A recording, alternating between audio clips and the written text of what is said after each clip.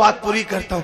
توبہ کرو, آج سے پہلے جو ہو گیا توبہ کرو. اور عرس میں اللہ والوں کے پاس بیٹھ کر اگر کوئی توبہ کر لیتا ہے, عرس میں اللہ والوں کے پاس بیٹھ کر کوئی توبہ کر لیتا ہے تو اللہ پاک اس کی زندگی بدل دیتا ہے, زندگی میں انقلاب بپا کر دیتا ہے. آؤ میں بھی اور آپ بھی سچی توبہ کریں, اس لیے کہ جب ولیوں کے یہاں توبہ کی جاتی ہے, اللہ والوں کے یہاں توبہ کی جاتی ہے, تو اللہ تبارک و تعالیٰ پھر گنہگار کو نہیں دیکھتا بلکہ توبہ کرنے والے کی توبہ کو قبول کر لیتا ہے. دیکھو ایک روایت آپ نے سنی ہوگی, اکثر بیان کی جاتی ہے, اللہ اکبر, کہ ایک شخص نے 99 قتل کیے اور 99 قتل کرنے کے بعد اس کے دل میں خیال آیا کہ میں نے توبہ کرنی ہے, یعنی بدل جانا ہے, نیک بن جانا ہے. تو اس نے ایک آدمی سے مسئلہ پوچھا, کسی جاننے والے سے مسئلہ پوچھا, بھئی میں 99 قتل کیے میں نے, اب میں اگر توبہ کروں تو قبول ہوگی کہ نہیں ہوگی؟ تو کچھ لوگ زیادہ دیر ہوشیار ہوتے ہیں, اپنے سوا وہ کسی کو جنتی سمجھتے ہی نہیں, اپنے سوا وہ کسی کو نیک سمجھتے ہی نہیں. تو اس نے کیا کہا, واہ صاحب 99 قتل کر لیے اور 99 قتل کرنے کے بعد جو ہے اب آپ توبہ کرنے جا رہے ہیں, جاؤ جاؤ آپ کی توبہ قبول نہیں ہوگی. میں بطور مفہوم اپنے الفاظ کے جامع میں پیش کروں, جاؤ جاؤ توبہ قبول نہیں ہوگی. تو وہ تھوڑا سا تھا دیوانہ آدمی, تو اس نے سوچا 99 قتل پہ بھی جہنم ملے گی, تو پھر 99 کیوں پورا نہ کر لے, پورا 100 نہ کر لے. اس نے اسی کو قتل کر دیا, یعنی جو دیر ہوشیاری کرنے گیا اس نے, اور 100 ہو گئے. 100 کے بعد وہ کسی اللہ والے سے صاحب دل سے ملا, کہا میں نے 100 قتل کیے, توبہ کرنا چاہتا ہوں, کیا میں تیری توبہ قبول ہے؟ اس نے کہا ہاں. دیکھو لیکن اس نے بتایا کہ یہ بات کون بیان کر رہا ہے؟ اللہ کے رسول صلی اللہ علیہ وآلہ وسلم بیان کر رہے ہیں. لوگ کہتے ہیں ولیوں کے یہاں جانے سے کیا ملتا ہے, کیا ملے گا عرس میں جانے سے, کیا ملے گا آستانے پہ جانے سے؟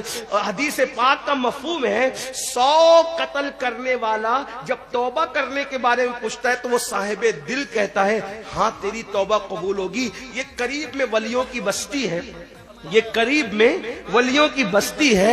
اگر تو ان ولیوں کی بستی میں جا کے توبہ کرے گا تو اللہ تیرے گناہ نہ دیکھے گا بلکہ اللہ تجھے معاف کر دے گا. میں بھی کہہ دوں یہ قریب میں ولیوں کی بستی ہے, واہ واہ, یہ قریب میں ولیوں کی بستی ہے.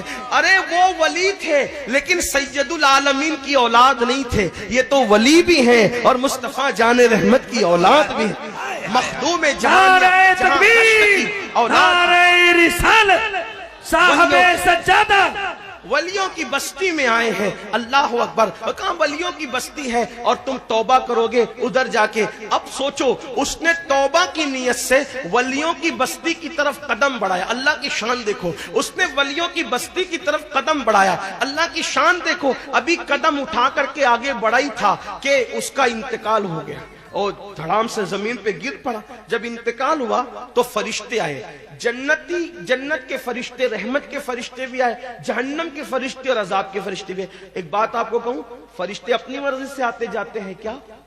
فرشتے اپنی, بھائی کہیں ایسا ہوتا ہے کہ دونوں چلے آئیں؟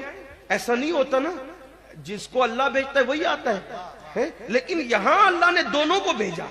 دیکھو اللہ بتانا چاہتا ہے, ایسے موقع پہ اللہ بتانا چاہتا ہے کچھ. دونوں آ گئے, رحمت والے بھی آ گئے, عذاب والے بھی آ گئے. اب دونوں کہتے ہیں ہم لے جائیں گے, ہم لے جائیں گے.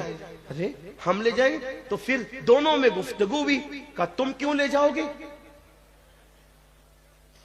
کہا یہ تو پاپی تھا, مجرم تھا. اللہ کی بارگاہ میں عرض کیا گیا مولا ہم لے جانا چاہتے. وہ کہتے ہیں ہم لے. تم کیوں لے جانا چاہتے؟ وہ 100 قاتل 100 کا قتل کیا تھا, تم کیوں لے جانا چاہتے ہو؟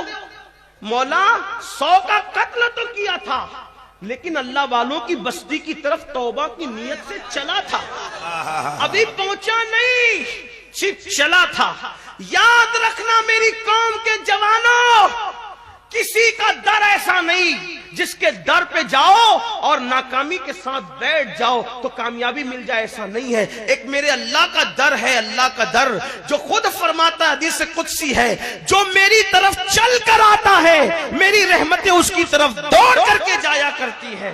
وہاں اگر بیٹھ جاؤ گے تھک کے رستے میں تو منزل خود چل کر تمہارا استقبال کرے گی. اللہ اکبر. تو کیا کہا, تم کیوں لے جانا چاہتے ہو؟ توبہ کی نیت سے ولیوں کی بستی کی طرف چلا تھا. تو اللہ فرماتا ہے ایک کام کرو, جاؤ. اب دیکھو, اب یہاں پر کچھ لوگ ڈنڈی مارتے ہیں. تو کہا صرف توبہ کی نیت سے وہ بخشا گیا. میں نے کہا توبہ کی نیت کا میں تو منکر ہی نہیں ہوں, اسی عنوان سے بیان کر رہا ہوں, لیکن بخشش جو ہوئی وہ توبہ کی نیت پر نہیں ہوئی.